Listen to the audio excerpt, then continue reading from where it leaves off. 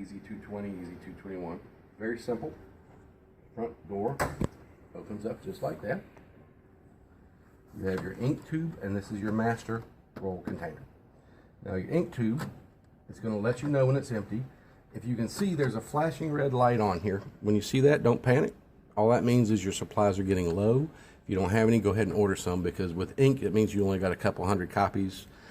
With masters, it means there's only about 20 left on the roll. When it lights solid, time to replace. But to replace, there's easy guides here that'll show you, but the easiest way to do it is it turns counterclockwise and slides out. This ink tube still has a lot of ink left, but it will use 99.9% of the ink before it's gone. Little cap holder for your old cap. So I take it, put it on the empty tube, throw it in the recycling bin. Get my new tube, take the cap off, put it in there. I match this arrow to this arrow, slide it in, twist it clockwise. My ink's loaded. Now it's ready to go. To get to the master roll, you'll notice there's buttons down here. If they're lit solid green, that means it comes out. If it's not, you can press it, wake it up. You can press the button, and light green. You grab this green handle, give it a little squeeze, and it slides right out.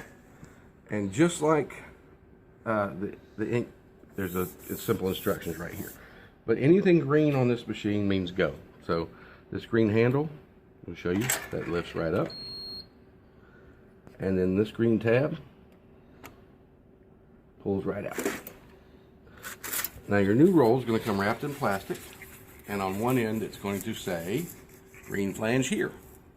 But no worries, because it only fits one way. You can't load it backwards. So I take the roll, put it in, close that up, take just enough to slide it under this little green bar right here. And if it's not perfectly straight, it's not a problem, because it'll straighten it automatically. Close that lid down. You'll hear it start to feed it. And you slide it in, and now your masters are loaded. And that's all there is to it. All right, so now I'm going to show you where the meters are. And this is universal on the 220, 221. The meters are here, down below the drum. You've got a copy count and a master count. So if you get a call from us, that's where you'll find them. Your serial numbers, depending on the model. The Easy 220 machine, you'll find the serial number plate on the paper exit side. And on the Easy 221, they have located it on the feed side on the inner cover. So it would be right there. And typically we'll need that for service calls. Now we're going to talk about clearing jams.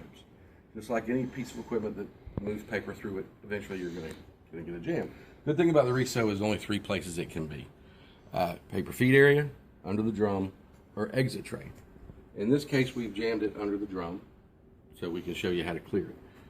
Very simple operation. I open my door. If this green light's on, it says okay to pull out. If it wasn't, I press it. This comes right out. I look inside, I see my paper. It's easier to get to from this side.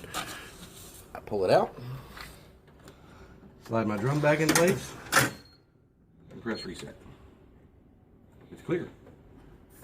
And now I can finish my print job. Now typically if it does jam, a couple things I will say to check. If it's got a heavy border around the top of the page or around the page, that could cause some jamming issues, so you would want to reduce it down to 94%. If your trades are not in the right position, that could cause it to jam. You want to make sure that you give it plenty of room. But clearing jams are very simple on this machine. No heat, so don't have to worry about letting anything cool down. You saw that it warmed up right away the minute I closed the door. Now we're going to show you how to empty the disposal box. Very simple. The machine lets you know when it's full. It'll hold somewhere between probably 30 and 40 depending on how we have it set. But the box sits on the paper feed side. If there's a little lock here, you can actually lock it in place. So if it won't come out, you want to check the lock. Squeeze the handle, slides right out. And again, there's instructions inside. But you don't have to touch these masters. You typically wash it over to a trash can, dump it in, bring it back over the machine, slide it in place, and that's it. It's ready to go.